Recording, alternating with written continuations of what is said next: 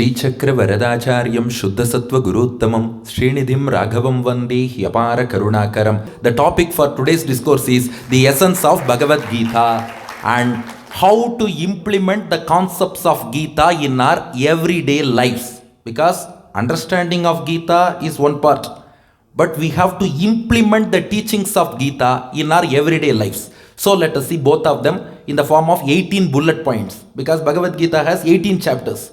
So one message from each chapter, 18 messages from 18 chapters. We all know that Lord Krishna reared cows in his early life. Why should Krishna rear cows? Is there any reason? Yes, there is an important reason. Krishna wanted to extract the milk of Bhagavad Gita from the cows called Upanishads. But before playing main cricket game in the ground, we will undertake some net practice sessions. Similarly, Krishna went to Vrindavan for a net practice session. He milked all the cows, brought milk, distributed to all people and underwent net practice. Once he was physically and mentally prepared, he came to the main pitch, main ground, which is called Kurukshetra. There, he brought all the Upanishads as the cows. Sarvopanishado Gavaha. He brought all the Upanishads as the cows.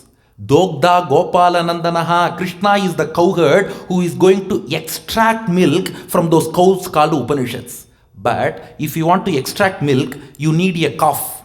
Partho Vatsaha. Arjuna is the calf.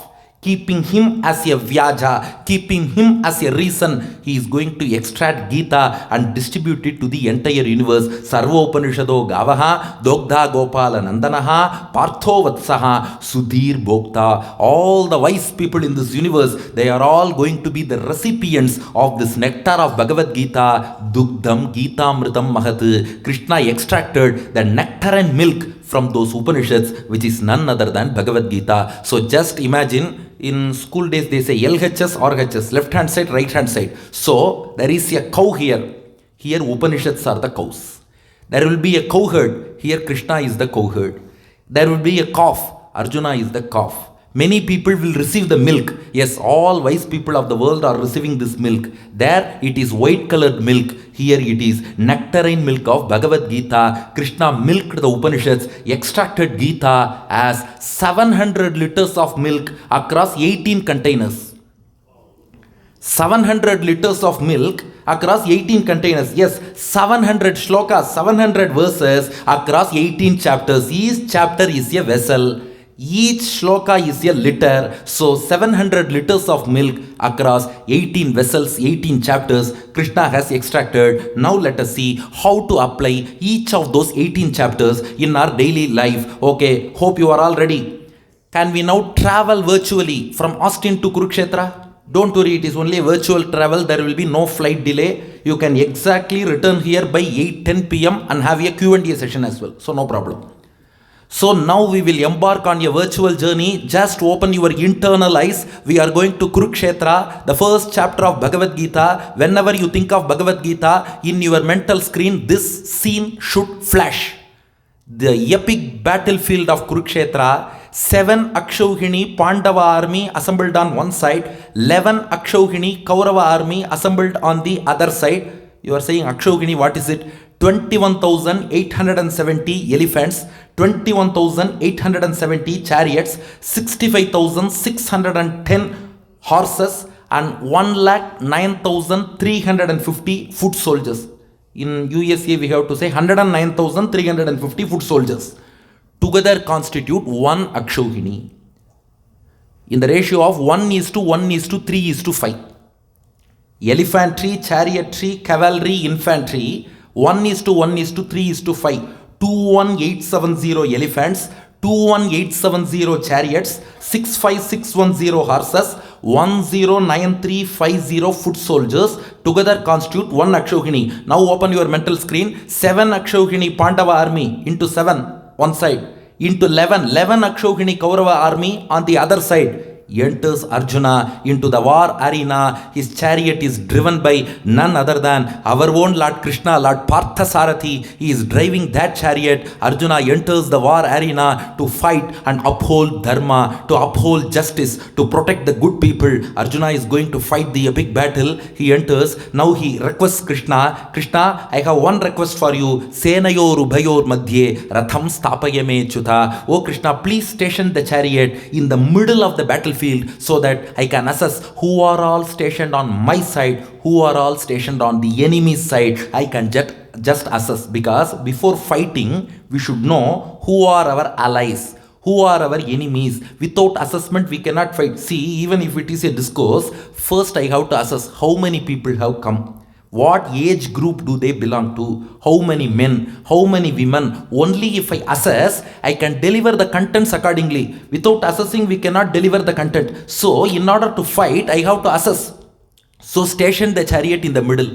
Krishna obliged. Now, Arjuna sees both sides of the battlefield. Whom did he saw? Whom did he see? Elephants, chariots, commanders, soldiers.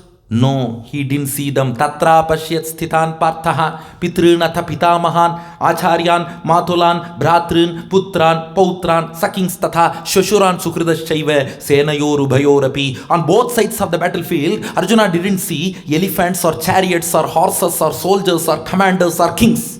Rather, he saw his kith and kin. He saw his relatives. He saw his friends. He saw great souls like Bhishma and Drona. He saw his elders. He saw acharyas. Arjuna said, no, I cannot kill my kith and kin. I cannot kill these elders. I have to worship Bhishma. I have to worship Drona.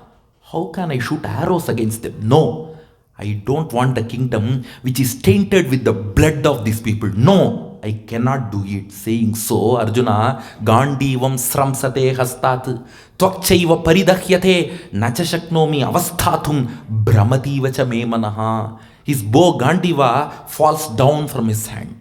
His skin is burning. He is unable to stand. His mind is swiveling. He is unable to do anything. He just breaks down. That epic scene, Arjuna breaking down in his chariot, in the deck of his chariot, in the middle of the battlefield, puts down his bow and arrow, sits in the deck, and with confusion, he surrenders to Krishna. Karpanya doshopahata swabhavaha prichami tvam dharma sammudha chetaha yat shreyasyan nishchitam bruhitan me sishyastegam shadhimam tvam prapannam. Arjuna pleads with Krishna, oh Krishna, I have lost my discretionary power. I am unable to distinguish between what is dharma, what is adharma. I am unable to distinguish between good and bad. So Krishna, I surrender myself unto you. You are my acharya, you are my teacher. You are my God, you are my philosopher, you are my guide. I am your disciple. I have surrendered to you. I have sought refuge under you. So please show me the way. Arjuna surrenders. Just imagine the scene. Two armies, Pandavas, Kauravas. In the middle, the chariot of Arjuna. He is in the deck with hands joined together towards Lord Krishna. Krishna now with this Upadesha Mudra starts teaching Bhagavad Gita to Arjuna. Now, this scene is not an isolated incident which happened in the epic battle of Mahabharata in Dwapara Yuga. Actually, this particular scene is occurring and recurring every day, every moment in the mind of every person who is here. This is not an isolated scene. In the minds of each one of us, every day, every moment, we are encountering this mental turmoil. Just back to start, imagine again, our mind is like Kurukshetra. At least the Kurukshetra battle ended in 18 days, but there is no end point to our mental turmoil. Every day. So many yuddhas, so many battles are going on within our mind. So our mind is like Kurukshetra. 7 Akshauhini Pandava army constitutes our positive thoughts. 11 Akshauhini Kaurava army constitutes our negative thoughts. See, Kauravas outnumber Pandavas. Here also numerical majority is with evil thoughts. Negative thoughts are more in number than our positive thoughts. This Jivatma, individual soul, is Arjuna. We are all Arjunas. You may be a doctor, you may be an engineer, you may be an entrepreneur, you may be an IT official, whatever. We are all Arjunas. Each Jivatma is an Arjuna. We are caught between Pandava army and Kaurava army. That is, we are caught between positive thoughts and negative thoughts. Our attachment pushes us towards negative thoughts. Our conscience pulls us back towards positive thoughts. Attachment pushes, conscience pulls. Pushing towards negative thoughts, pulling back towards positive thoughts. Push, pull, push, pull, push, pull. This Jivatma, this soul is in a fix. That leads to mental conflict, mental turmoil, stress, depression, negativity. In our everyday life, every moment we are encountering all these things. So our mind is one form of Kurukshetra. We are all Arjunas. Pandava army, positive thoughts on one side. Kaurava army, negative thoughts on other side. We are in a fix. Push, pull, push, pull, push, pull. We don't know what to do. Only thing, just surrender to Lord Krishna. He is alone capable of bailing us out of this situation. So the first chapter of Bhagavad Gita teaches us that this scene is not an isolated scene. In everyday life, you will encounter a lot of mental turmoil. If you want to get rid of that, just like Arjuna surrendering to Lord Krishna, we have to surrender to the same Lord Krishna or an Acharya who is the representative of Lord Krishna. If we surrender to them, they will show us the way. This is the message conveyed in the first chapter of Bhagavad Gita. Now we proceed to the second chapter. Okay, they will show the way. What way will they show? That's explained in second chapter. Whenever you have any mental turmoil, implement IPS formula. If you implement not Tamil Nadu IPS formula. This is different IPS formula. If you implement the IPS formula mentioned in the second chapter of Bhagavad Gita, then you can find a solution to your mental turmoil. What is that IPS? Because IPS generally means Indian Police Service. IPL means Indian Premier League. This IPS formula, this acronym has been given by Yamunacharya, the grand preceptor of Ramanuja. Nitya Atma, Asanga Karma, Iha Sankhya Yoga Dhihi. IPS. I means identity. P means performance. S means self-realization. Identity, performance, self-realization. This IPS is the solution for your mental turmoil. So now back to the same incident. Now Arjuna breaks down in the middle. Krishna gives solution for any mental turmoil. Implement IPS formula, identity, performance, self-realization. How? 1. Identity means Atma Jnana. Realize that you are not this body, you are the soul. That's our main problem. As long as we identify ourselves with this body, we will land up in a lot of troubles. We have to realize that we are something different from this body. So this body is a smartphone. We are the user. This body is a vehicle. We are the driver. So we are different from this body. So if we realize that, you will definitely also realize that this Jivatma cannot be destroyed. Nainam chindanti shastrani, nainam dahati pavakaha, nachainam kledayantyapaha, nasoshayati marutaha. This Jivatma cannot be cut by weapons. This Jivatma cannot be burnt by fire. This Jivatma cannot be moistened by water. This Jivatma cannot be dried by air. Even if this body is gone, Vasangsi jirnani yatha vihaya navani grinhati naroparani tatha sharirani vihaya jirnani anyani sayyati navani dehi. If you wear a garment or a shirt or a sari, if the dress gets worn out or old, what will you do? Just throw it away, get a new dress. Similarly, this body is like a garment to this soul Jivatma. If this body becomes worn out, old or torn, it will just leave this body and acquire a fresh body. That's all. This Jivatma never dies. Jivatma is invincible. If you realize that you are Jivatma, that gives you courage. Okay, I need not worry about this body. I am something different from this body. See, subconsciously we know this, but we never implement that in our life. I will give you one example. If we refer to our cell phone, I will say this is my phone. Please note, my phone means I am different from that phone. There is one I, there is one phone, this is my phone. If I refer to my water bottle, I say my water bottle. So there is I different from that water bottle. While referring to this body also we say this is my body. So there is one I who is different from this body. Just like we say my cell phone, my water bottle, this is my body. Okay, then am I the mind? No, I will say my mind is not good today. So I am different from the mind. Am I the intellect? No. To my limited intellect, this doesn't appear good, we say. So my intellect, my mind, my body, my cell phone, my home, my car, then who is that I? That is Jivatma. So identity, realize your identity. We have got a lot of ID cards.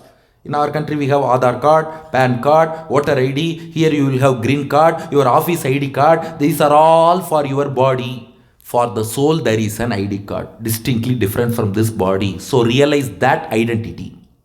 With that identity, you get courage. Come what may, head high, heart open, armor on, you can face.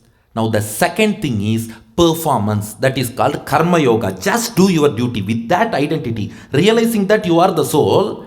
Whenever you get into such mental turmoil, see, everybody in our lives would have encountered a lot of mental turmoil like this. Whenever you land up in such conflict, do one thing. Just think, what is my duty here? Without attachment, just do that duty. Karmanyeva adhikaraste ma phaleshu kadachana ma karma phalahetur bhuhu ma te sangostu akarmani. Just focus on your duty. Don't attach yourself to the reward. Just performance. Perform. Just perform your duty without any preference or prejudice. Just endure pleasure or pain, come what may. Just endure. Irrespective of victory or defeat, just keep on doing your duty. Focus on work, not on reward. Even if the reward comes or not, never worry. Just keep on doing your duty, because if you do so, you will get a greater benefit. Whether this worldly benefit, success or defeat comes or not, profit or loss comes or not, that's different. If you keep on doing your duty with detachment, you will get clarity of mind, purity of mind, which cannot be attained through anything else. You will get mental maturity, mental clarity, mental purity. So input 100%, expect 0%, peace infinite. That's why in Olympics they say the main motive of Olympics is not winning, it is to fight hard. You have to fight hard. Input 100%, expect 0%. 100 by 0, peace infinite. How much expectation you have, if the denominator increases, the value of numerator will decrease. So input is the numerator, expectation is the denominator. Give 100% input, expectation denominator should be 0, peace will be infinite. So this is performance. If you do that with identity, if you perform, then it takes you to yes, IP, yes, self-realization. This yes is Shruti Vipratipannate yada stasyati nischala samadho achala buddhihi tada yogam avapsisi. Krishna says in the second chapter. So as you perform this duty, Karma Yoga performance, that purifies your heart, that purifies your mind and takes you to self-realization, meditation. With that self-realization, you realize Atmanubhavam, Atma Sakshatkaram. You can realize who you are. At that stage, your mental turmoil will come to an end. Once you realize the self, once you realize that you are a Jivatma, at that point, all your mental conflicts, turmoil will come to an end. So start with identity, theoretical understanding of Jivatma. Performance, do your Karma Yoga, that takes you to your pure mind and self-realization, where all your problems come to an end. Just think of this example. If I look at a mirror to see my face, if the mirror is dirty, will my face appear clear? No. One fellow, he looked at the mirror, he felt that his face had some dirt. He washed his face, again came to the mirror, still his face was dirty. He again washed his face, came back to the mirror, again the face was dirty. Then he realized dirt is not in his face, it is on the mirror. Our mind is the mirror which reflects the soul Jivatma. As long as the mind mirror is full of dirt, full of evil thoughts, full of bad thoughts, you cannot reflect on the self. That's why whenever we sit for meditation, God's form won't appear. The most hated person for us will put an attendance. Hello, how are you? He will come in meditation. The reason is our mind is full of negative thoughts, evil thoughts, bad thoughts and all dirt. Your Karma Yoga performance purifies your mind, takes you to a self-realization. To put it in nutshell, if Arjuna does his duty properly, Pandava army will defeat Kaurava army. If you do your duty properly, positive thoughts will defeat your negative thoughts and you can achieve mental peace. This is the essence of second chapter of Bhagavad Gita. IPS, realize your identity, perform your duty, go to self-realization and attain mental clarity, purity, maturity, everything. Put an end to your mental turmoil. Now let us move on to the third chapter. 28 minutes into the discourse, we have completed 2 chapters. Now third chapter. What is true spirituality? What is true spirituality? Now Arjuna asks one question to Lord Krishna in the beginning of the third chapter. Very relevant question. Jayasi chet karmanaste mata buddhir janardana tatkim karmani ghore mam niyojayasi Keshava.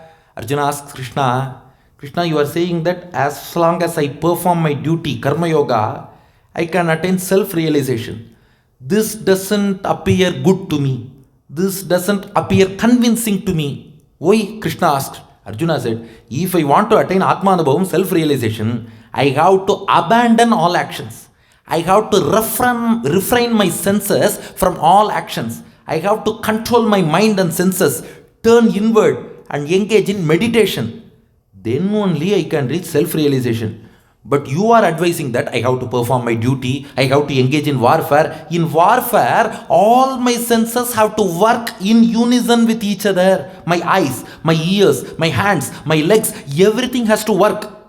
For self-realization, I have to abandon everything, refrain from actions, control the senses, turn inwards, meditate. That will lead to self-realization. But Krishna, you are showing me a diagonally opposite truth actually. Turn everything externally, outwards, you fight with everybody, do your duty, that will take you to self-realization. How is it possible? Arjuna asked. Now Krishna answers, Arjuna, I have designed 2 pathways to the same destination called self-realization. One is Jnana Yoga, other one is Karma Yoga. In the third chapter, Krishna explains beautifully, one path is called Jnana Yoga. As Arjuna said, yes, turn inward, meditation, abandon all action, become a sannyasi, ascetic, do penance and attain self-realization. That is Jnana Yoga, but it is a difficult path, just like our Austin City road filled with a lot of traffic.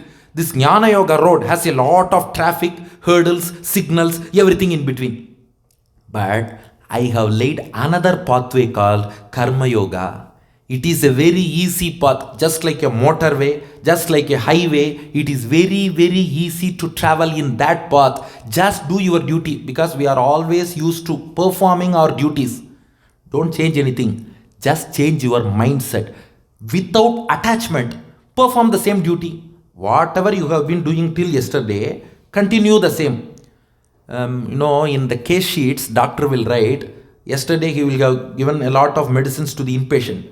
Next day he will come, continue the same treatment, he will write and go on to the next patient. Similarly, continue the same. Don't change anything, but just change the mindset. Leave attachment and do everything. This path will also take you to the same goal called self-realization. But this is an easier route. This is a highway. If you type the name of any city in Google Maps, it will show you 2 ways. This 80 miles, 2 hours. Here, 60 miles, 1 hour. Which will you prefer?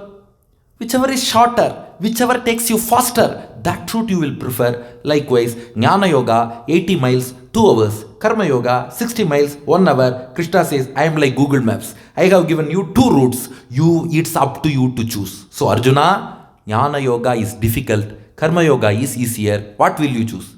Arjuna asks, what is the problem in choosing Jnana Yoga? Still he wants Jnana Yoga. Do you know why? Because if he goes for Jnana Yoga, he can abandon this battle.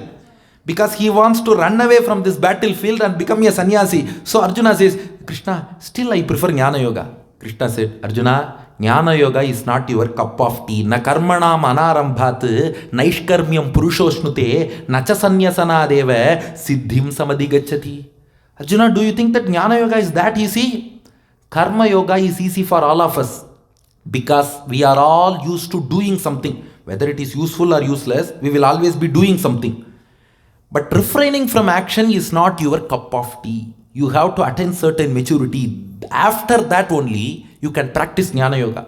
Take for example, there was one boy, he was eating upma, seated on an easy chair and watching TV.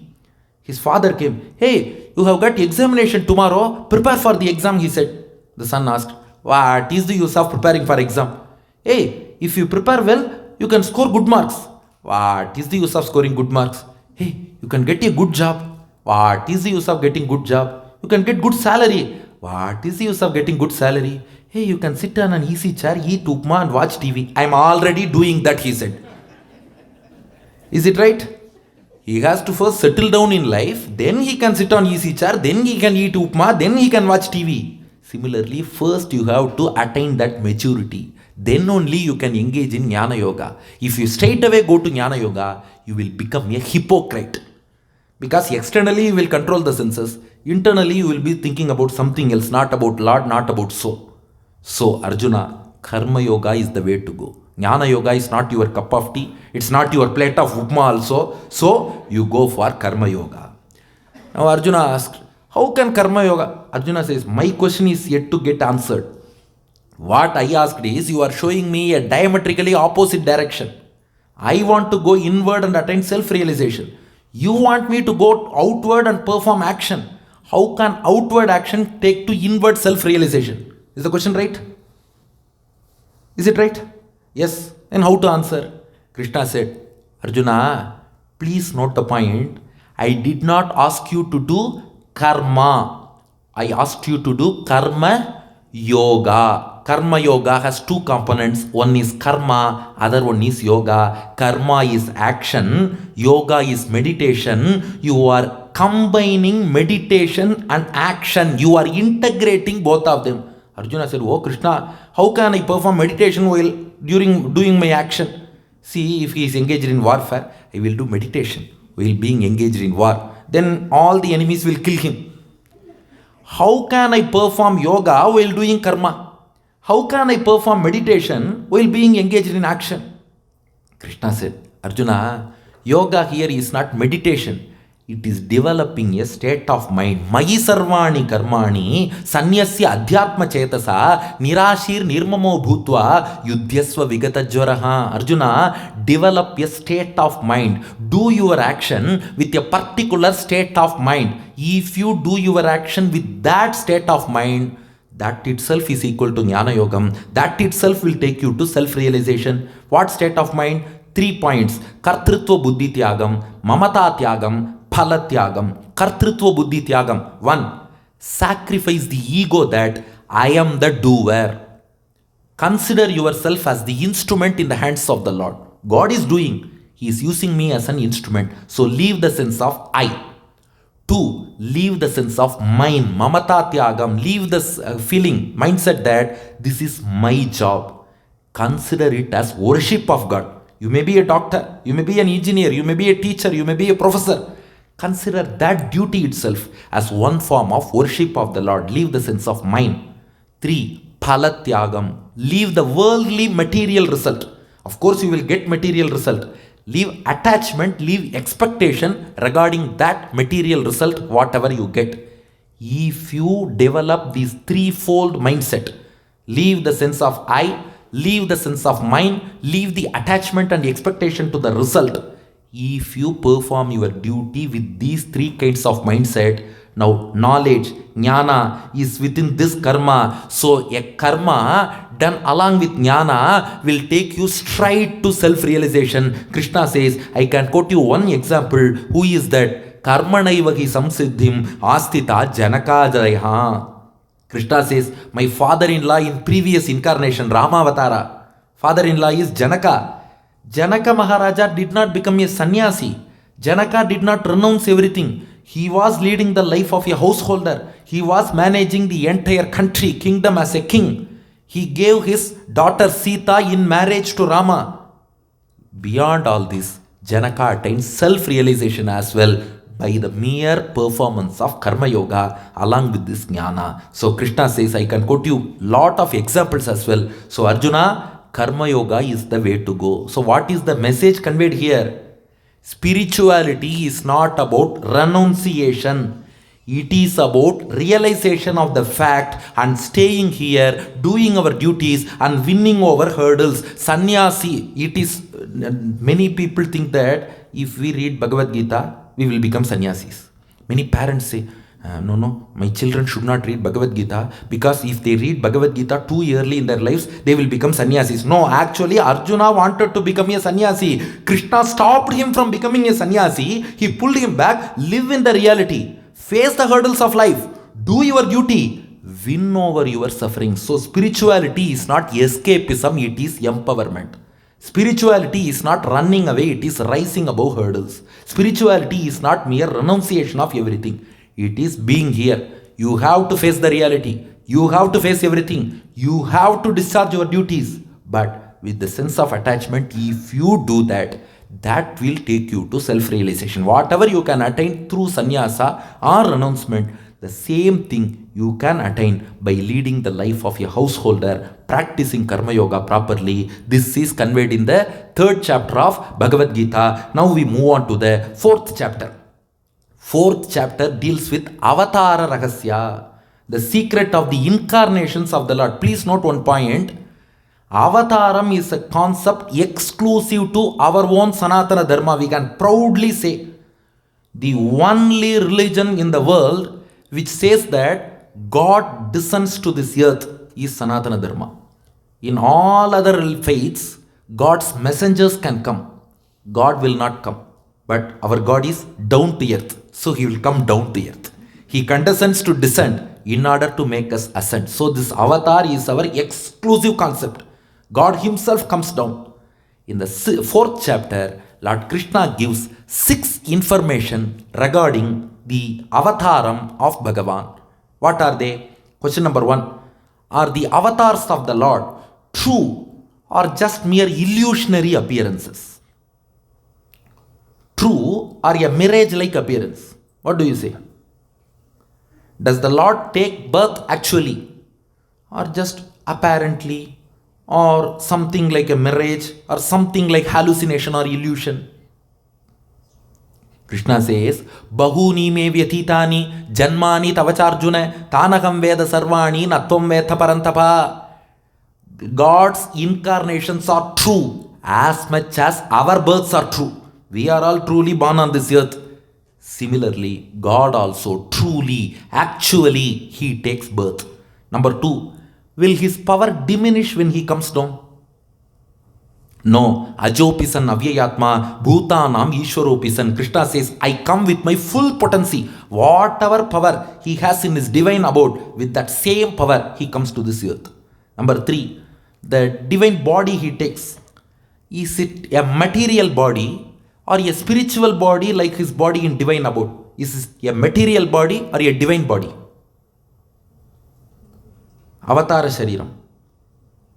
Krishna says, Prakritim Swam Adittaya, it is my own divine body. Whatever form he has in his divine abode, similar to that. Our bodies are made of 5 elements. What are those 5 elements? Earth, water, fire, air and space. Our body has all of them. Earth is there in our skin and other solid organs. Water in our body fluids. Air we have got in our, we do inspiration, expiration in our respiratory system. We have got air. And then we have got fire. Yes, we have a lot of ulcer. And if somebody is good, we get jealous. No, not that fire alone. We have digestive juices, hydrochloric acid. That's all one form of fire and energy, calories. And finally, space. Yes, we have got lot of spaces, cavities, bursae in our body. So our body is made of 5 elements. But Lord's divine body is made of 5 Upanishad Shaktis. Pancha Upanishad Shariram. It is Shuddha Sattva, divide of Rajogunam, Tamogunam, pure Shuddha Sattva Dravyam. With that body alone, God incarnates. That's why, do you know the age of Lord Krishna while he taught Bhagavad Gita? 89. Because after Mahabharata, Dharmaputra ruled for 36 years and then they start to the divine abode. So 89. But whatever picture of Gita Upadesham you see, Krishna will have dark curly locks of hair, not even one grey hair. Because it is divine body. In these days, by 30 years of age, people get grey hair. And even before hair, our mustache and this beard, they will become grey. This came later only, but it will become grey first. This later. But God is endowed with divine body. Leave Krishna. Rama lived for 11,000 years. But even after 11,000 years, he will have dark curly locks of hair. No change. Because God's body is divine. This is number 3. Number 4. What is the reason for his incarnation? We are born out of karma.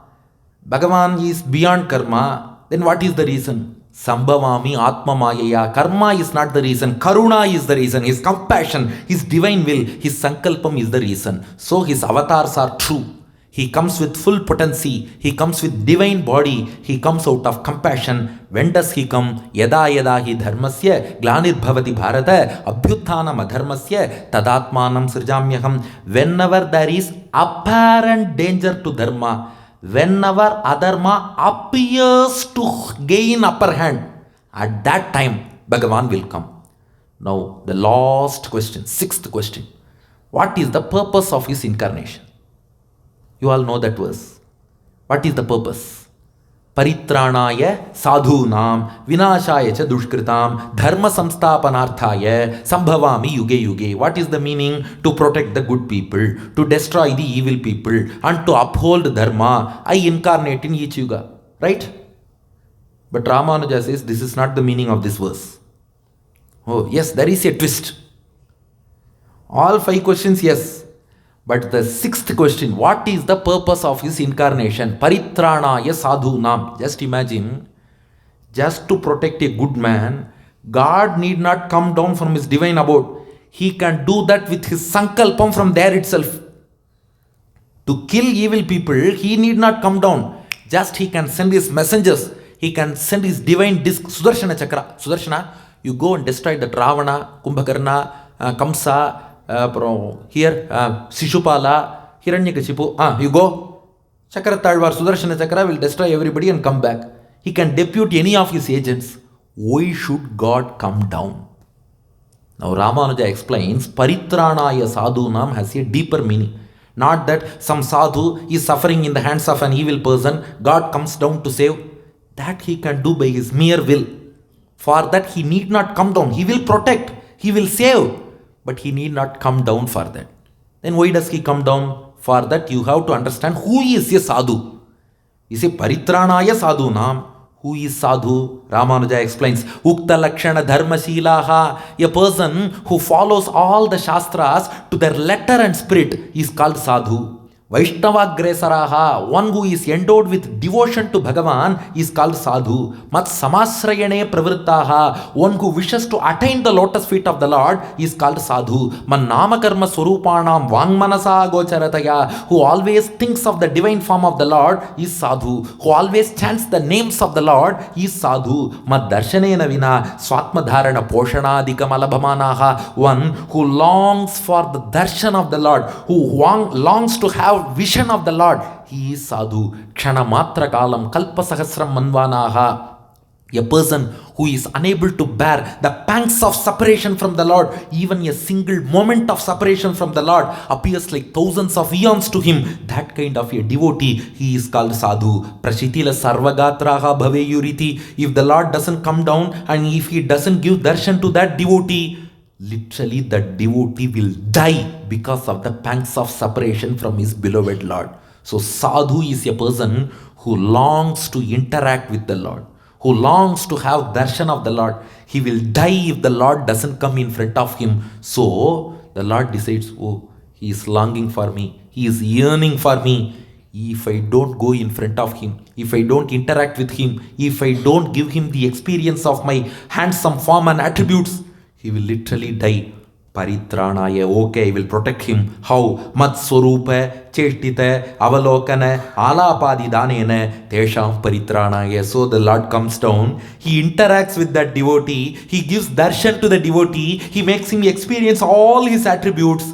Thereby he protects the devotee. For this the Lord has to come down, no other go. He cannot depute any other person, he cannot do it by will. This devotee wants to have darshan of the Lord, he has to come down. So sadhu means a person longing for darshan of the Lord.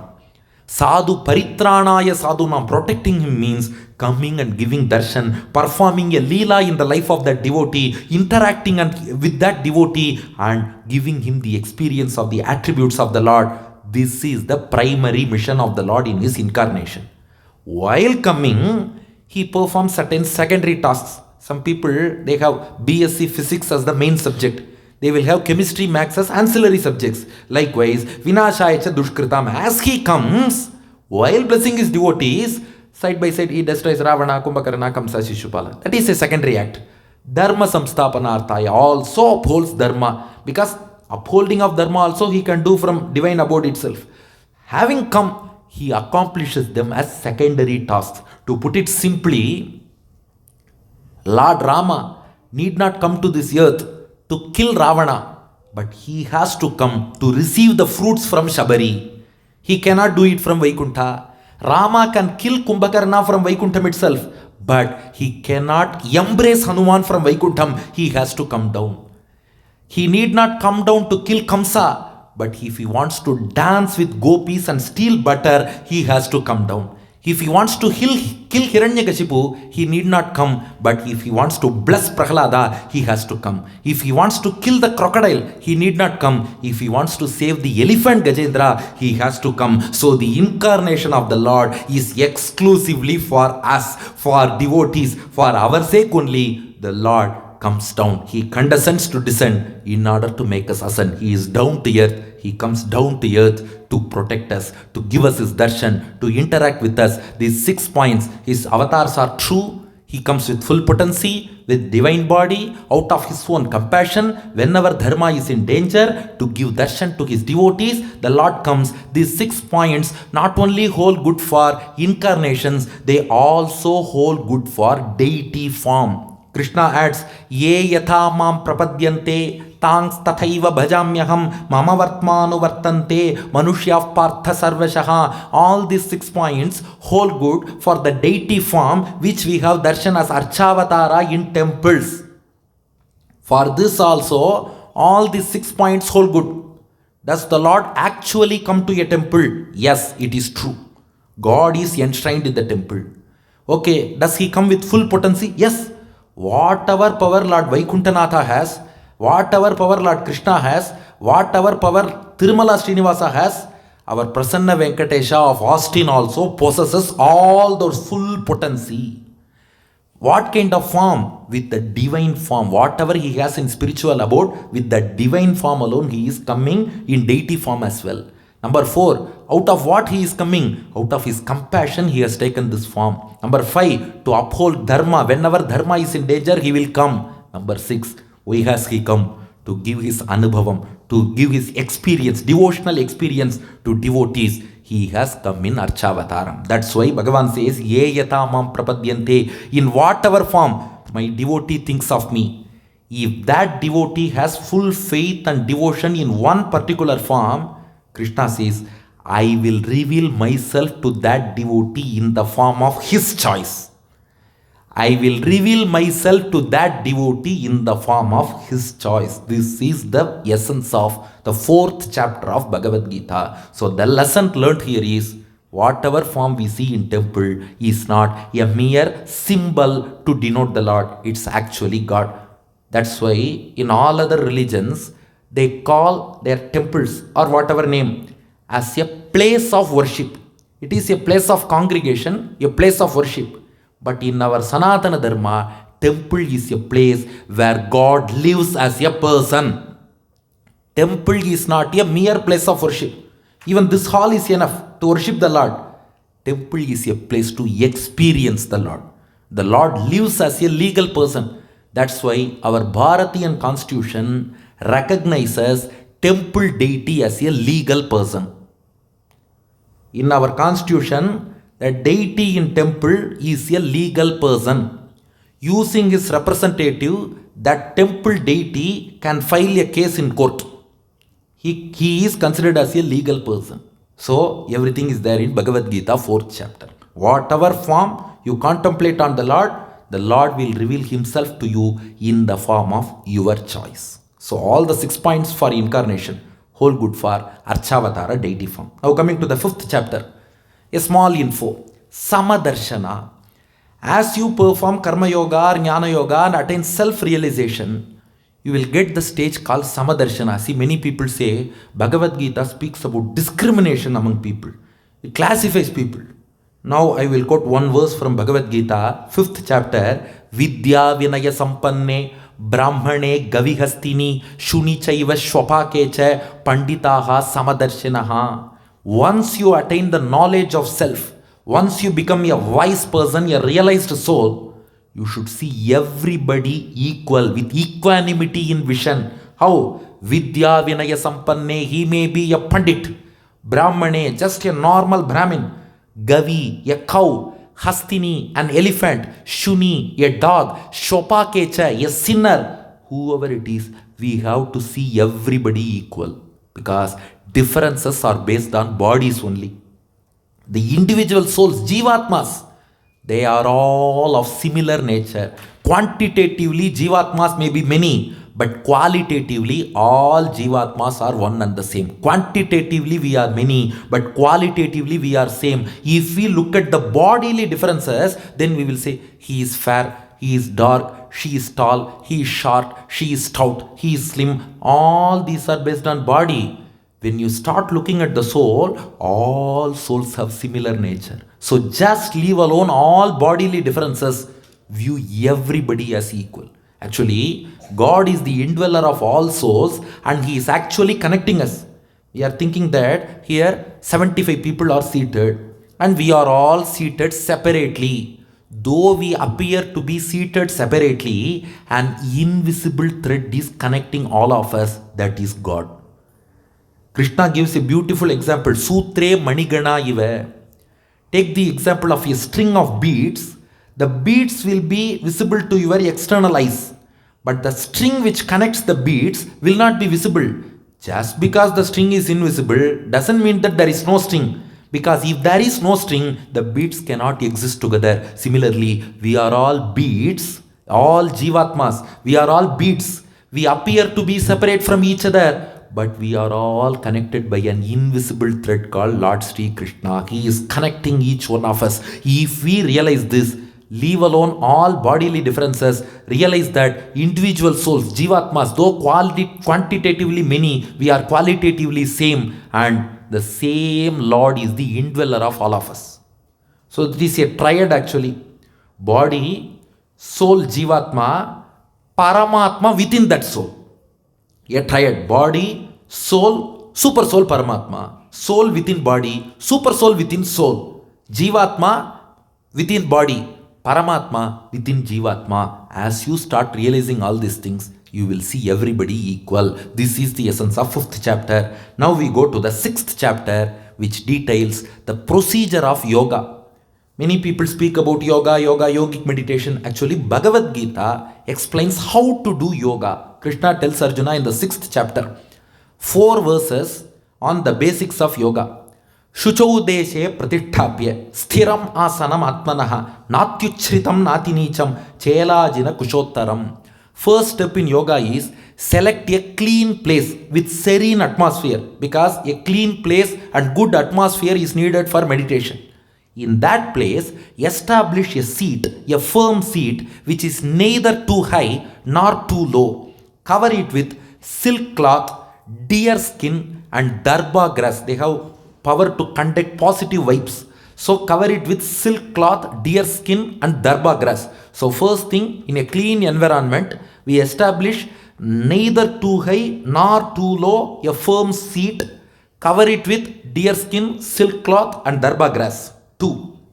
Tatraikagram manakritva yatachittendriya kriyaha upavishya atsane yunjyat yogam atma vishuddhaye. We have to be seated on Padmasana, in that asanam, and start meditating on the Lord. Restrain all thoughts, refrain from all other activities, abandon all sensory pleasures. Just focus in Padmasana. Just start meditating on the Lord. Number 3, samam skaya shirogrivam dharayan achalam stiram samprekshya nasikagram swam dishascha anavalokayan. Your body, neck, head should be in a straight line and erect. Samam kaya, body, shiraha, head, grivam, neck. They should be erect and in a straight line. Dharayan achalam sthiram. They should not come forward, because while starting to listen to discourse, both speaker and the listeners will be like this. As the discourse proceeds, one, if it is interesting, we move forward.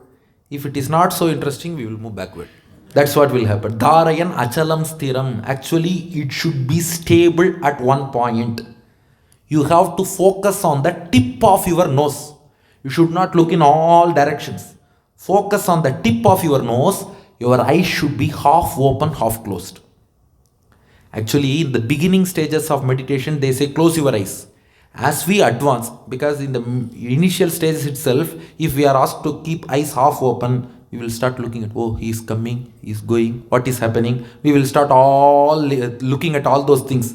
That's why in the initial stages, close your eyes. As you advance, keep your eyes half open. Number 4, Prashantatma Vigatabhihi Brahmachari Vrate Stitaha Manasanyamya Machitto Yukta Asita Matparaha. With serene and fearless mind, with control of senses, meditate on the divine form of the Lord residing in thumb-sized form at the tip of your nose. The Lord has taken a thumb-sized form and He is located at the tip of your nose. Just meditate on the divine form of Lord Krishna, or our own Prasanna Venkatesha, who is enshrined in this Hindu temple of Austin. See just his divine form, his feet, which are placed on the lotus called Asana Padmam, followed by his golden silk attire, Pithambara, which is what we say, followed by his waist girdle, and then his nabhi, his navel, followed by his slender waist, followed by his broad chest, which is decorated by goddess Lakshmi. That's why he is called Srinivasa. He is possessing 4 arms, carrying the disc Sudarshana in his right upper arm, conch Panchajanya in left upper arm. With his right lower arm, he shows his feet, surrender to me. With his left lower arm, he says, I will ensure that your ocean of samsara recedes to your knee-deep level. So he has placed his left lower arm by the side of his thigh. With that, he looks at us with a pleasant smile. He is a Prasanna Venkatesha with a pleasant smile, with that Tilak Urdhvapundra on his forehead, eyes full of compassion, nose appearing like hibiscus flower, ears adorned with Makara Kundala, those earrings, and a crown on the top of his head, which shows that he is the Lord of all, Akhilanda Kodi Brahmanda Nayaka. Just observe that Lord is seated in the front of the tip of our nose with a thumb-sized form. In our IPL commentary, Tamil commentary, you have seen Chika, Chris Srikanth. He will say Mukumela Raja. This is the true Mukumela Raja.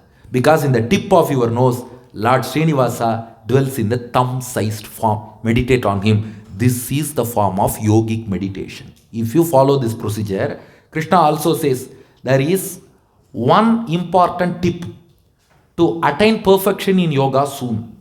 What is it? Please note that verse, 17th verse of the 6th chapter.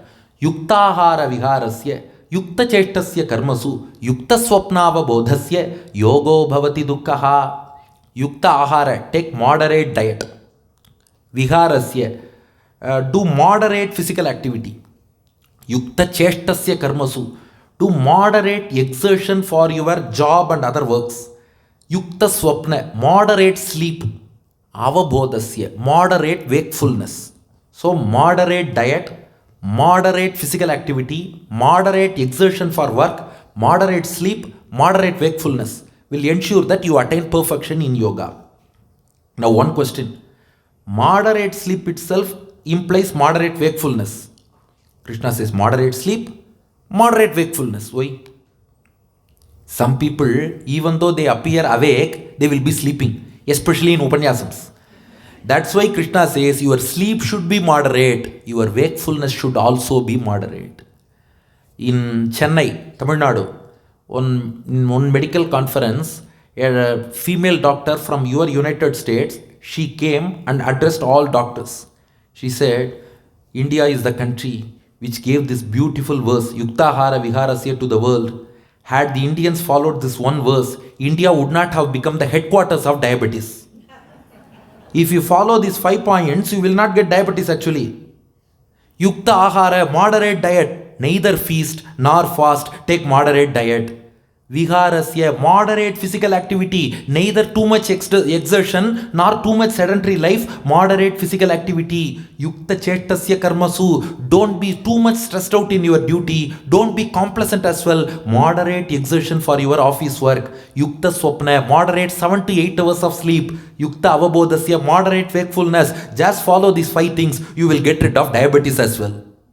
Now, I had spoken about this in some video. Usually what they do is in these days of social media, they will cut the particular segment. It is very, very difficult. I would always wonder how are they able to cut that particular part alone and able to forward and make it viral in WhatsApp. They cut this part and they forwarded, if you chant this shloka of Bhagavad Gita, you will get rid of diabetes. Venkatesh has said so. Did I say so? If you follow the meaning conveyed in this verse, you will not get diabetes. It gets forwarded in WhatsApp. Venkatesh has said, just chant the 17th verse of the 6th chapter of Bhagavad Gita, you will not get diabetes. My original video in my channel was watched by 10,000 people. This forwarded video was watched by 10 lakh people. In comments, everybody was cursing me. See, this fellow is saying that chanting mantra will cure diabetes. You see, the power of social media is they won't watch the full video. They won't watch what I said. They will watch only the thumbnail. In thumbnail, they have written, this fellow has said, you chant this Bhagavad Gita shloka, you will get rid of diabetes.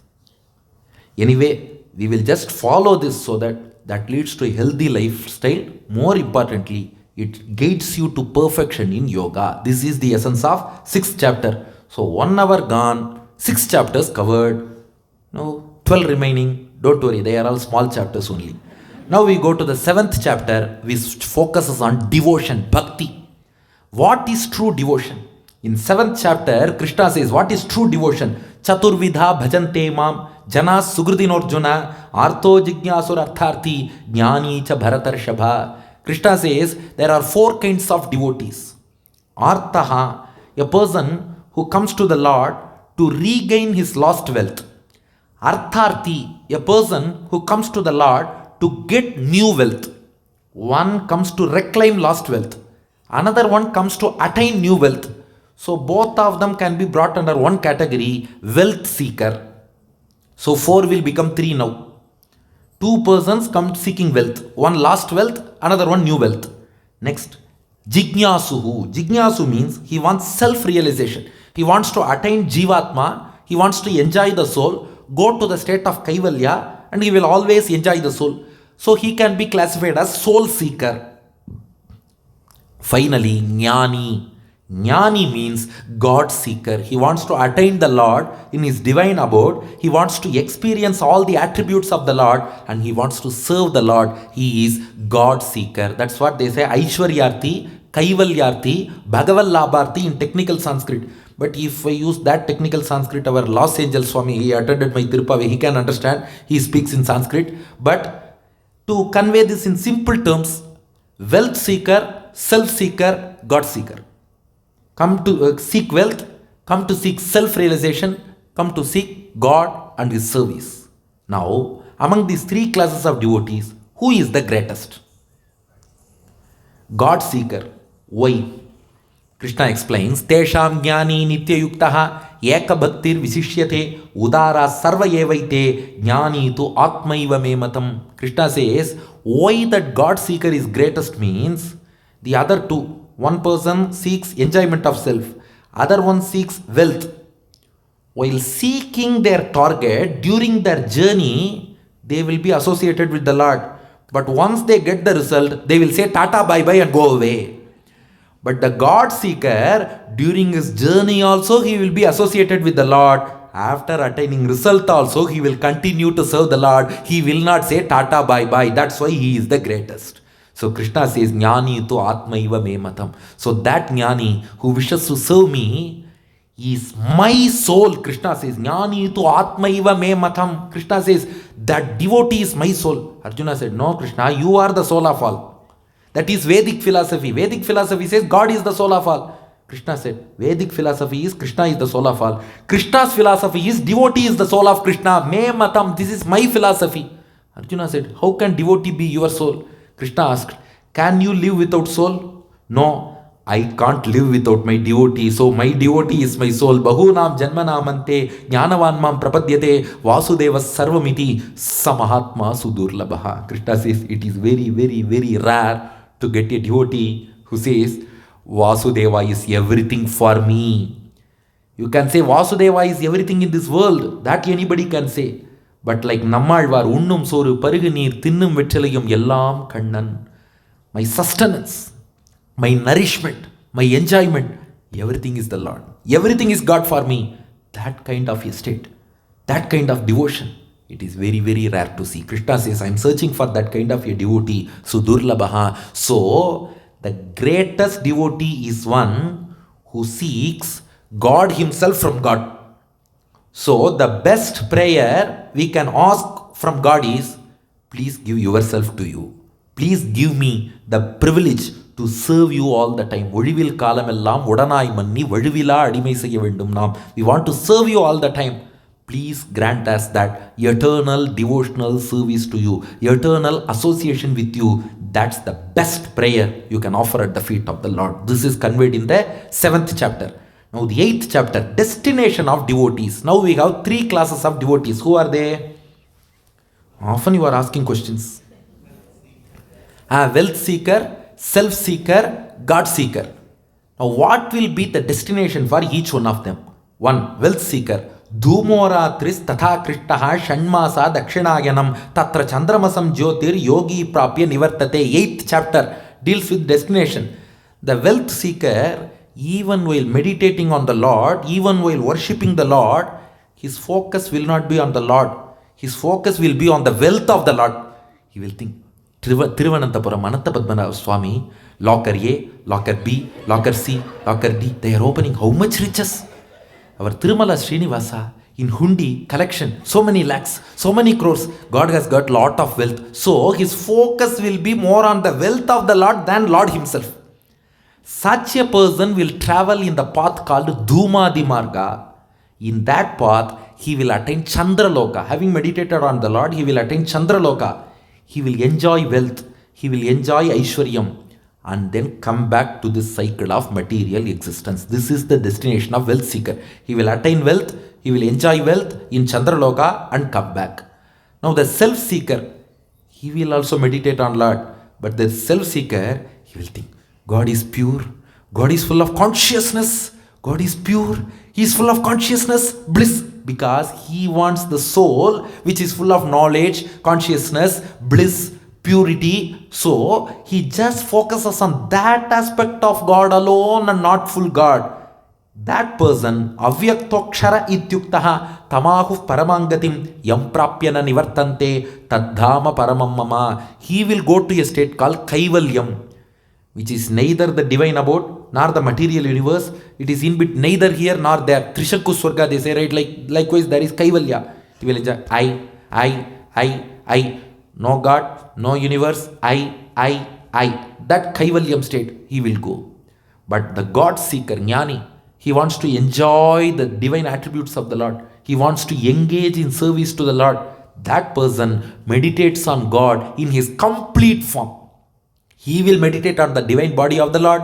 He will meditate on all his paraphernalia and retinue. He will meditate on Mahalakshmi, Goda Devi and all other Devis. Just imagine if we enter into our own Austin Hindu temple, he will just prostrate in front of this Dvajastambam. He will enter. He will be so happy to see the divine form of our own Lord, Srinivasa, Prasanna Venkatesha, blessing us, and he will worship all the retinue of the Lord, including Mahalakshmi, followed by Goda Devi. We have got Ramabiran. We have got Krishna. We have got Puri Jagannatha, we have got Anjaneya, Hanuman, Prasanna Hanuman. Everybody, this devotee will worship, and then come back. He will also focus on the Divyatma Surupam, divine attributes of the Lord, all the properties, vibhutis, all the properties of the Lord, everything he will focus. This kind of a devotee, Agnir Jyotirah Shuklaha Shanmasa Uttarayanam Tatra Prayata Gachanti Brahma Brahmavido Janaha. He will go in the path called Archiradi Margam. He will attain the divine abode of the Lord. That's what we refer to as Vaikuntham, divine abode. As he attains that Brahman, at that divine abode, he will not come back again to this cycle of worldly existence. Nachapunara vartate. He will not come back to this earthly existence. He will eternally enjoy the Lord and serve him. This is conveyed in the 8th chapter of Bhagavad Gita. Now coming to the 9th chapter. The essence of 9th chapter is, what can we offer to the Lord? 26th verse. Patram pushpam phalam toyam yome bhaktya prayachati tadaham bhaktyupakritam ashnami prayatatmanaha. Easily gettable tulasi leaf, patram, a leaf, pushpam or any flower, phalam or any fruit, it may be an apple or a banana, or toyam, water, fruit or flower or leaf or water. But the most important thing is, Yome Bhaktya Prayachati. You should offer with devotion. The Lord doesn't weigh the object, He weighs your devotion.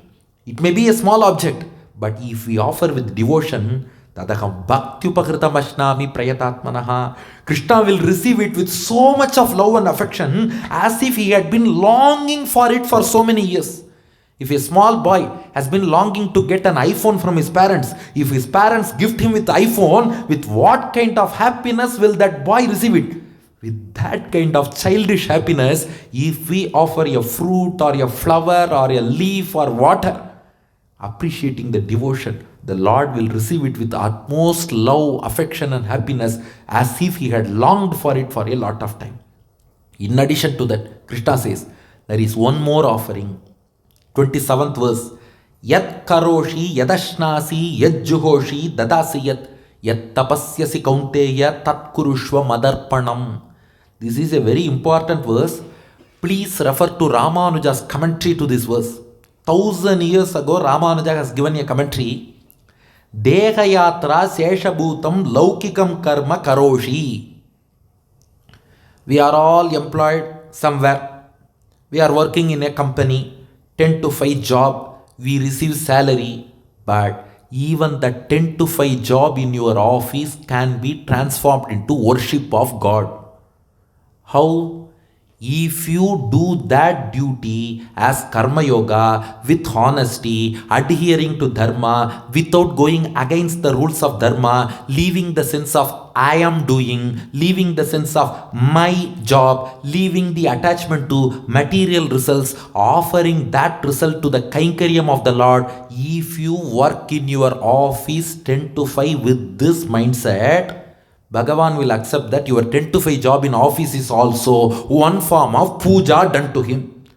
1000 years ago, Ramanuja has written this, Dehayatra Seshabhutam, just for bread and butter, just to echo out your living. Laukikam karma, you are engaged in a worldly job. Even this mundane worldly job can be converted into one form of worship of the Lord. So whatever we do, just offer it to the Lord. That's why we say Sarvam Sri Krishnarpanam. This is the essence of 9th chapter of Gita. Now 10th chapter. Okay, we all want to develop devotion to the Lord. How to develop devotion? Listen to the glories of the Lord more and more, more and more. We are all interested to impart devotion to our next generation, youngsters, children. They should get devotion. What is the best way? Just make them listen to the glories of the Lord more and more, because here is the entrance through which God enters into our heart. If God has to enter into our heart, here is the entrance. So listen to more and more. That's why in the 10th chapter, Krishna himself delivers a discourse on his own glories. Vibhuti Yoga, they say. Now Krishna expounds his own glories. Yadyad vibhuti mat sattvam srimadurjitameva va tattadeva va gachatvam mama tejonksha sambhavam. Arjuna, among the luminaries, I am the sun. Among the Vedas, I am Samaveda. Among Devas, I am Indra. Among Rudras, I am Shankara. Among Yakshas, I am Kubera. Among Prohits, I am Brihaspati. Among the peaks, I am Meru. Among Rishis, I am Bhrigu. I am among words, I am Pranava. Among the letters, I am Akara. Among asuras, I am Prahlada. I am among animals, I am lion. Among birds, I am Garuda. Among snakes, I am Adisesha. Among the wielders of bow, I am Rama. Among the commanders in chief, I am Skanda. Among the rivers, I am Ganges. Among the Pandavas, I am Arjuna. Among the Vrishnis, I am Krishna. Just Krishna lists out all his glories. He says, he names out each group and he says that leader is myself.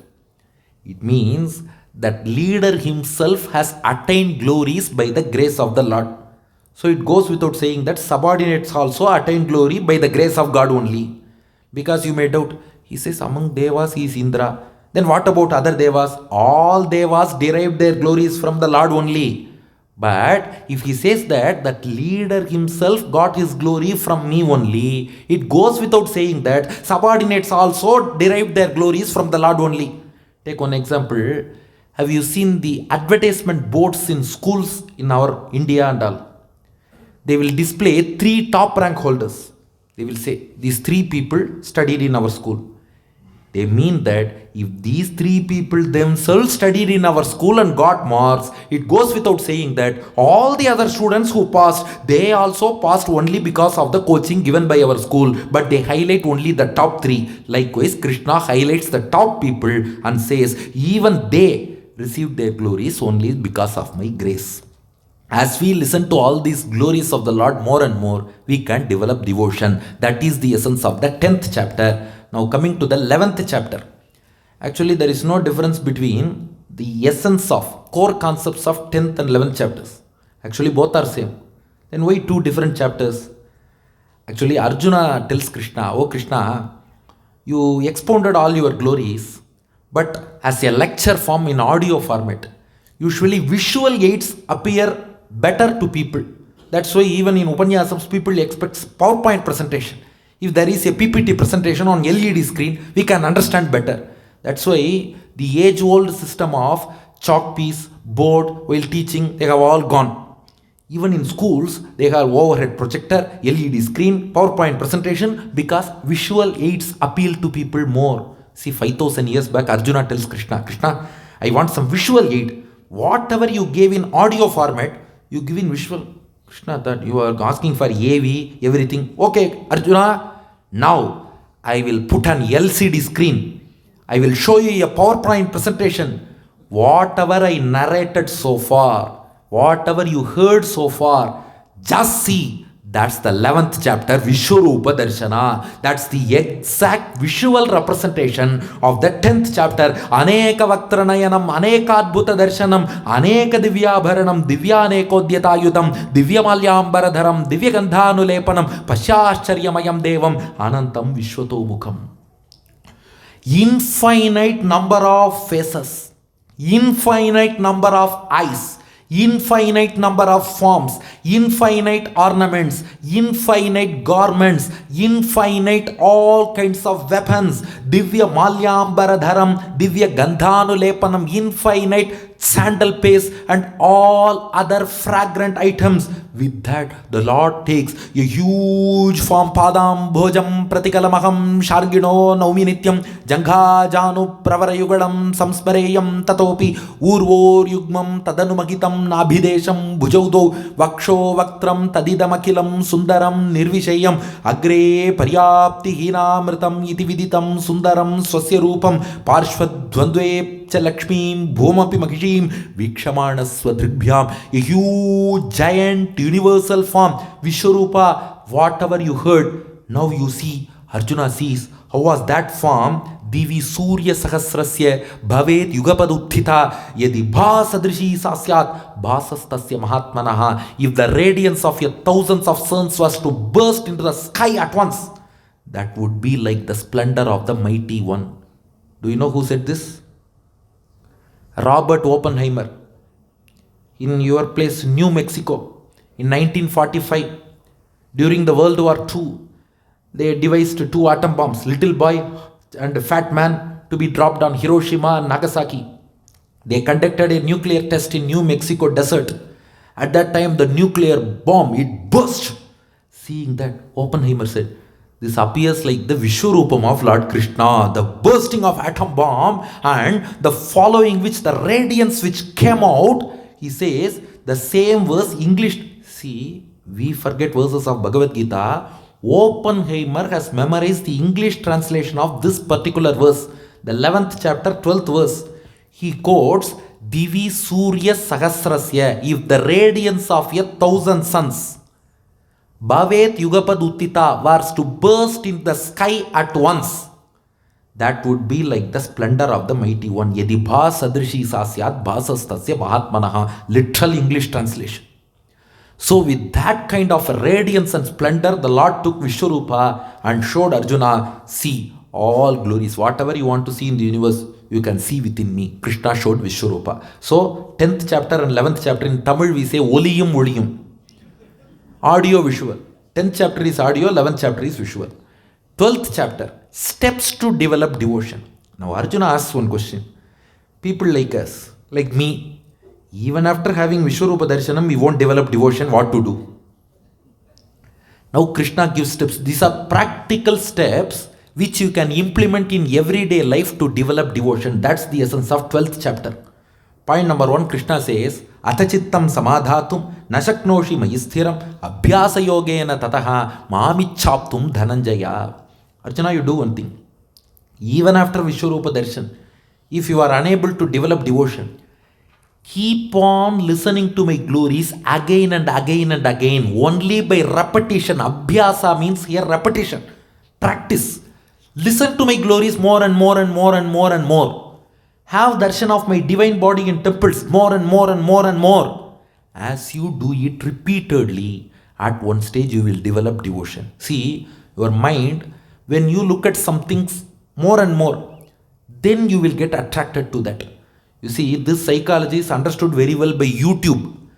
That's why if you watch one video once in YouTube, then the related video, it will automatically start suggesting whenever you open YouTube for the next time. Similarly, in your mind, if you start focusing on the Lord again and again, it will automatically tune itself towards the Lord. So practice, practice, practice. Practice makes a man perfect. Arjuna asks, even after practice, if I don't develop devotion, what to do? Krishna says, Abhyasepi asamarthosi matkarma paramo bhava. Then you do one thing. You serve me in temples. It is difficult to focus the mind on the Lord, but it is easy to engage the body in the service of the Lord. Go to a temple. Ramanuja writes his commentary here. Madhyani karmani alaya nirmana udyana karane. You serve in construction of a temple.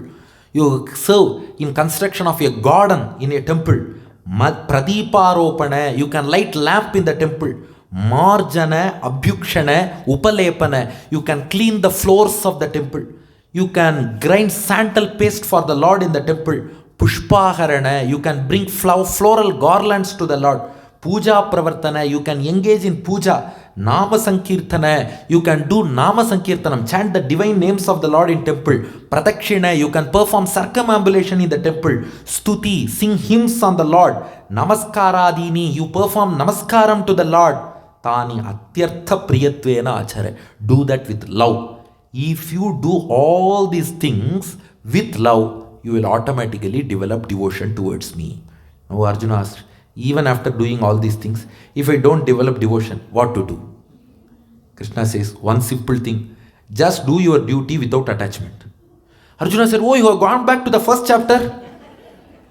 IPS formula, identity, performance. Yes, performance, do your duty without attachment. Arjuna said, why should I go back to second chapter? In corporate companies, they give two rules. Rule number 1, boss is always correct. Rule number 2, if the boss makes any mistake, check rule number 1. Go back to do your duty without attachment. Arjuna asked, why Krishna? Krishna said, if you do your duty without attachment, you will attain purity of mind. If you attain purity of mind, you will get the thought of self, Atma. If you reflect on self, you will attain self-realization. If you attain self-realization, you will realize that Krishna is the indweller of Jivatma. Again, I am there. I won't go anywhere. So, this is a triad: body, soul, God. If you do your duty, attain self-realization, at one stage you will realize that I am the self of the self. I am the soul of the soul. I am your indweller. As you realize, you will realize that I am the essence of you. Without the Lord, we are nothing. You will realize that. Once you realize, again you will come back to me, you will develop devotion. This is the way. So this is the staircase by climbing which we can develop devotion. This is conveyed in the 12th chapter of Bhagavad Gita. Here Yamunacharya, the grand preceptor of Ramanuja, says, with the 12th chapter, Bhagavad Gita is over. Wow, time is only 8. Discourse is still 8:30. Bhagavad Gita is over with 12th chapter. Because Krishna has taught him Bhakti Yoga. This is the way to perform Bhakti Yoga. With that you can attain liberation. Oh, why the next 6 chapters? It is a Q&A session. Arjuna has got a lot of doubts in the teachings of the first 12 chapters. So Arjuna asks certain questions. Krishna gives answers. This Q&A session is 13 to 18. Ramanuja explains beautifully. Now 13th verse, 13th chapter, it speaks of the nature of the soul. Arjuna said, you have been speaking about body, soul, body, soul, body, soul. What is body, what is soul? Arjuna asked. Krishna thought, hey, after listening to 12 chapters of Bhagavad Gita, you are asking what is body, what is soul? Krishna said, okay, no problem, I will teach you. One person, he summoned a Upanyasagar to deliver discourse on Ramayana for 48 days. That person delivered discourse of Ramayana for 48 days. 48th day, the organizer went to the speaker. Sir, I have one doubt.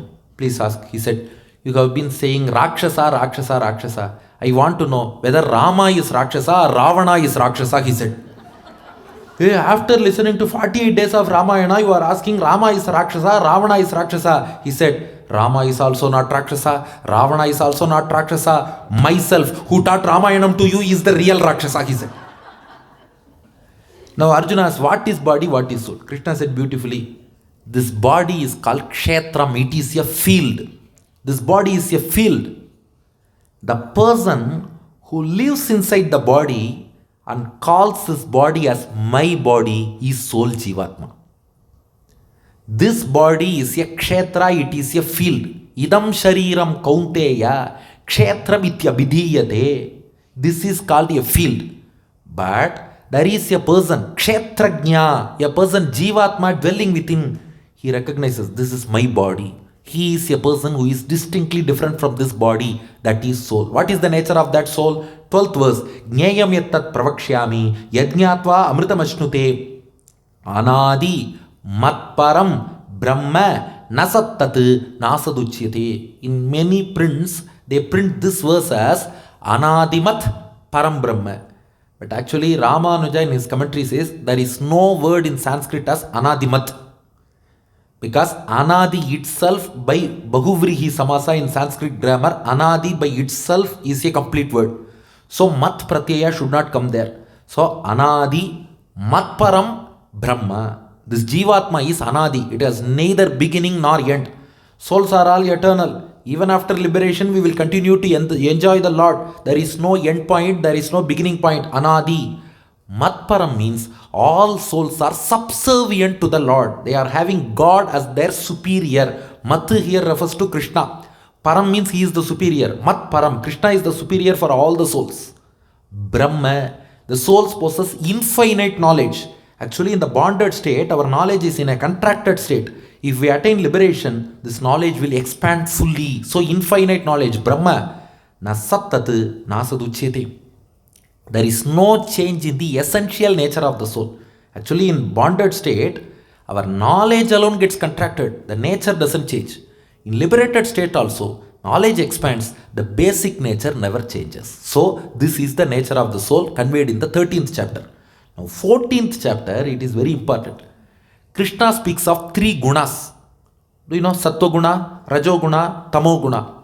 Actually, all 3 gunas exist with us in combination at all times. But one guna will be predominant at one time. It always varies. Their proportion will keep on varying with time, just like our blood pressure. Morning time while starting to office, it will be too high if you check with watch. If you see the same blood pressure in a relaxed state by evening or night, it will come down. Similarly, these gunas also always keep on varying. If we attain liberation, then we can get rid of them. Vaikuntha is Shuddha Sattva. But as long as we are in the bonded state, all three gunas will exist with us, but in varying proportions. Now, how to understand that we have predominance of Sattva guna or predominance of Rajo guna or predominance of Tamo guna over the other two? Now Krishna explains 14th chapter, Sarvadvareshu Dehesmin Prakasha Upajayate Jnanam Yada Tada Vidyat Vivruddham Sattva. Arjuna, whenever you feel a serene mind, peace of mind, a calmness, happiness, knowledge, you can rest assured that Sattva Guna is predominant at that time. Clarity, knowledge, mental purity, happiness. Now, Lobhav pravrittir arambha karmanam ashamaspruha rajasyetani jayante vivruddhe bharatarshabha. At the same time, if you get greed, if you get anger, lust, restlessness, and all these things, desire, anger, lust, hyperactivity, restlessness, greed, that means Rajoguna is predominant. Aprakasho apravrittischa pramado moha evacha tamasyetani jayante vivruddhe kurunandana. If you get ignorance, if you get confusion in your mind, if you are lazy, and if you get pramada, what is pramada? After listening to our discourse, they say, pramadam ardadu.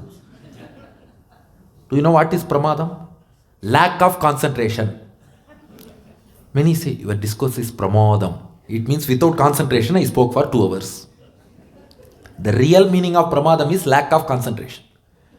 So if you get lack of concentration, ignorance, confusion, laziness, it means tamogunam is predominant. To keep in mind, we used to say one joke. While the discourse starts, people will be in sattva-guna. Clarity, purity, knowledge, everything. 20 minutes into the discourse, Rajo, not here, in other places, not in Austin. In other places, they will become hyperactive, they will take cell phone, they will turn here, they will turn there, that's hyperactivity. And finally, 1 hour into the discourse, they will say, no, he will not stop till 8:30, let us sleep, that is tamogunam, laziness and sleep. Just to keep in mind, now Krishna says, the more we have darshan of the divine form of the Lord, the more we can get sattva guna. Because the Lord's divine form is Shuddha Sattva. If we worship and meditate on His form, we can develop Sattva Guna. Similarly, if we take Sattvic diet offered to the Lord, we can develop Sattva Guna. Because if you develop Sattva Guna, Urdhvam Gachanti Sattvasthaha, Madhye Tittanti Rajasaha, Jaganya Guna Vrittistaha, Adho Gachanti Tamasaha. If you develop Sattva Gunam, it takes you towards liberation. Rajogunam takes you towards material pleasures. It will entangle you in material pleasures. Tamogunam will take you to trouble and you will take birth as lowly creatures because of tamogunam.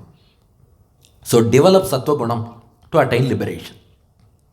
Now coming to the 15th chapter. 15th chapter says, God is unparalleled. Nobody can become Him because He is always unique. He is unparalleled.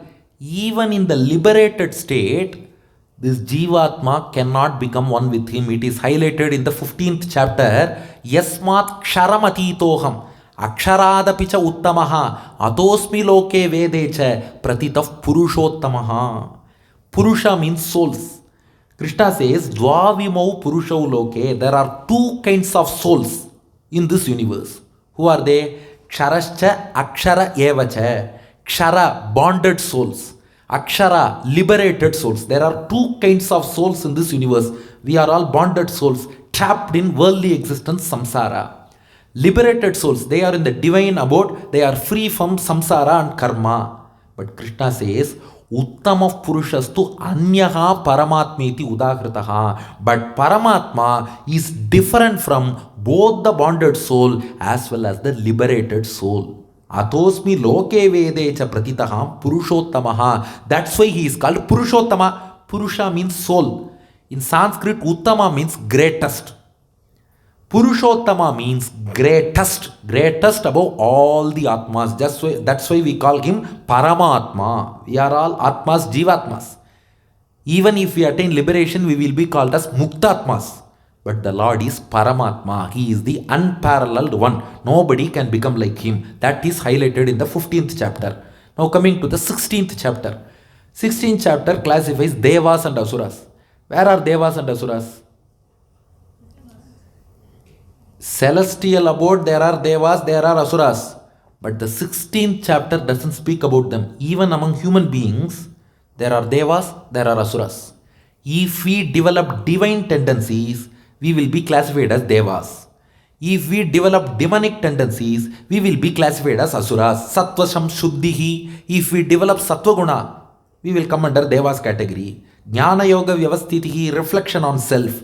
Danam, donation, charity. Damascha, control of senses. Yajnascha, performing yagas. Swadhyayaha, learning Vedas.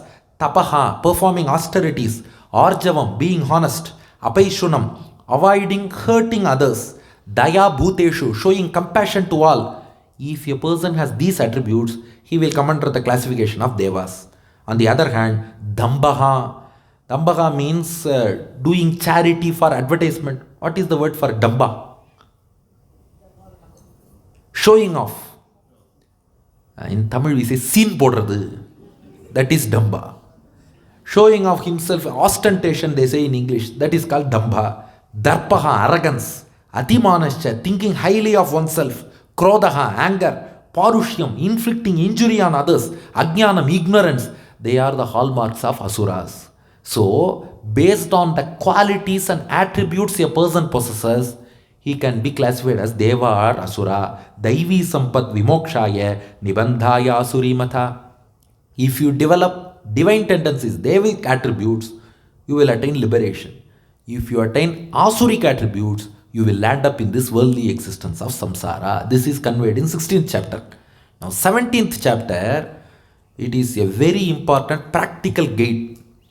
Whatever actions you do, they can be classified either as sattva, rajasa or tamasa.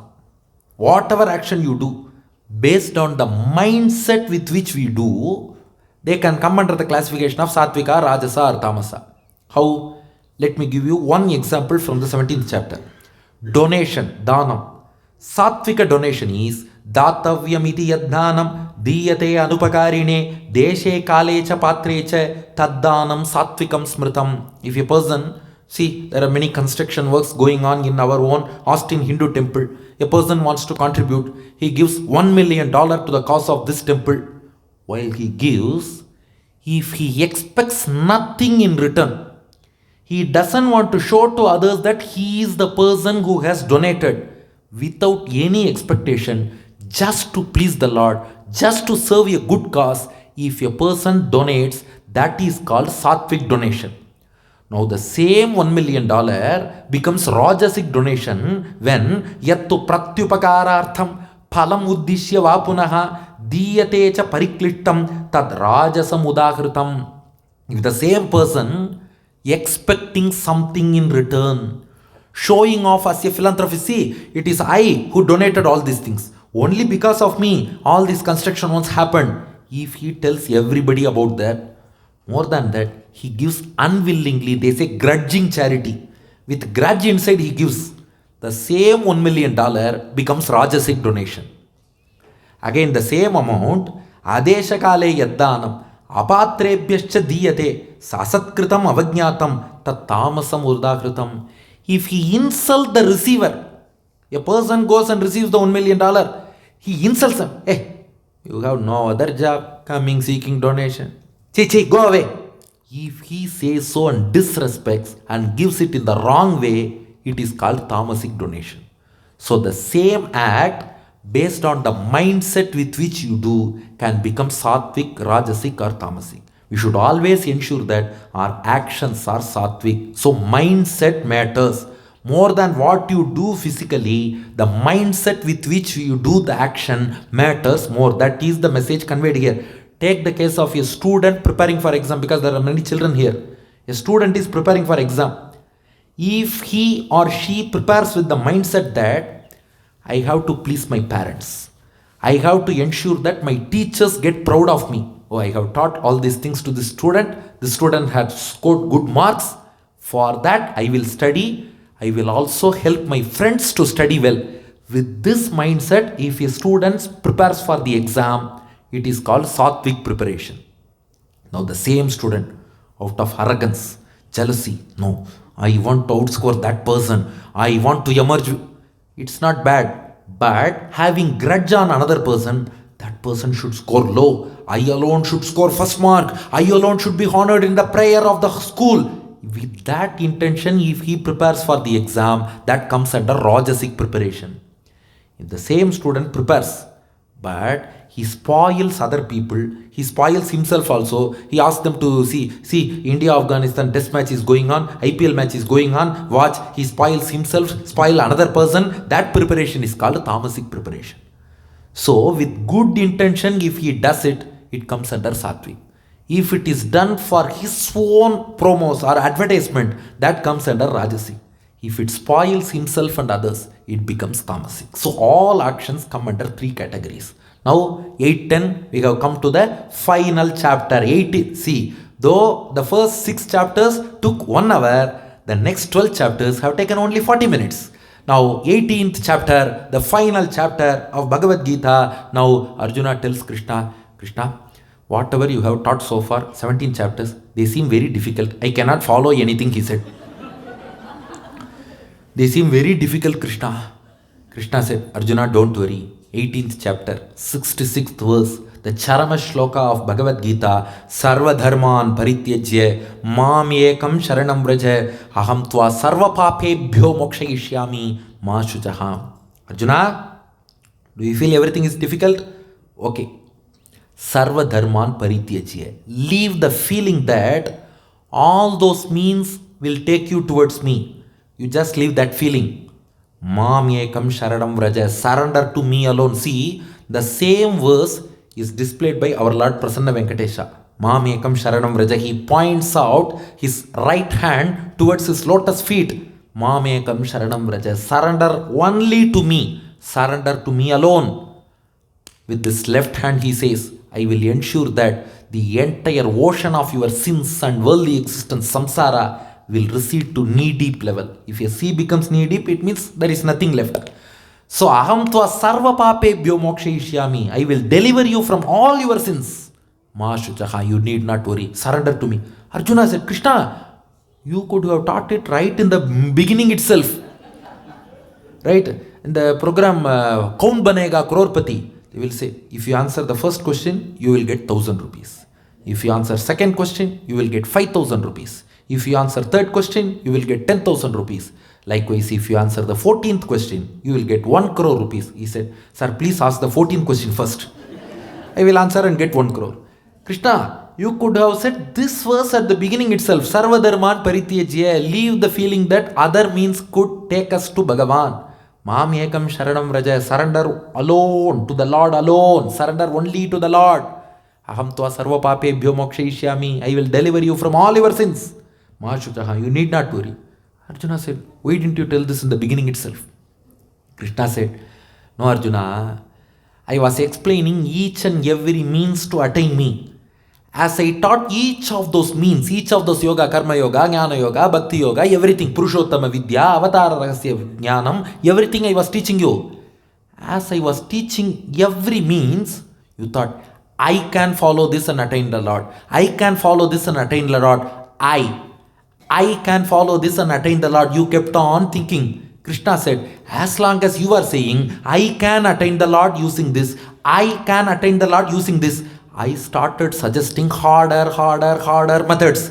Even though I was suggesting harder methods, you still said, I can use this and reach the Lord. I can undertake this and reach the Lord. I can follow this and reach the Lord. Still you are saying, I. That's why I gave you very difficult means. At one point you realized, I cannot reach the Lord and surrender to me. Oh Krishna, I am unable to follow everything. Please save me. You left your ego. You left the feeling of I and surrendered to me. Once you left the ego, I taught you that I myself is the way to attain me. The thing here is, the hidden meaning is, As long as we say, I can do it, I can do it, I can do it, you cannot find the solution. Only when you leave the sense of I, when you realize that I cannot do it, God Himself will become the solution. As long as we think I can do it, we have to search for the solution. If you leave the sense of I, God Himself will become the solution. So finally you realized, I cannot do it. Now I show you the way. This is the solution. To put it simple, Krishna had this Upadesha Mudra. What does it teach means? Just you can try. You have to touch the tip of the index finger with the tip of the thumb without moving the index finger an inch. Index finger should be as it is. Just move your thumb upwards. The tip of the thumb should touch the tip of the index finger. Is it possible for anybody? No. Now try the converse. Your tip of the index finger should touch the tip of your thumb without moving thumb an inch. Yes. This thumb is Jivatma, index finger is Paramatma. Whatever you try, you cannot attain Him. Only when Paramatma comes down and blesses you, you can attain Him. This is the final concept of surrender in Bhagavad Gita. Leave your ego, leave the feeling that we can attain the Lord through other means. Mamekam sharanam vraja. Surrender to the lotus feet of the Lord. Aham tva sarva papebhyo mokshayishyami ma shuchaha. The Lord will deliver us from all our sins. The Lord will come down to us. He will pick up and then take us to the divine abode of Vaikuntha. Ma Shuchaha. You need not worry because He has taken up the responsibility to protect us. With that, Krishna concludes Bhagavad Gita and then Arjuna engages in the epic battle of Mahabharata. Whoever listens to Bhagavad Gita, Yatra Yogeshwara Krishnaha, Yatra Partho Dhanurdharaha, Tatra Sri Vijayo Bhutir Dhruvanitir Matir Mama. Wherever we think, reflect on, speak, listen to, write Bhagavad Gita, there Srihi, wealth, Vijayaha, victory, Bhutihi, prosperity, Nitihi, justice will stand firm. Dhruva Nitir Matir Mama.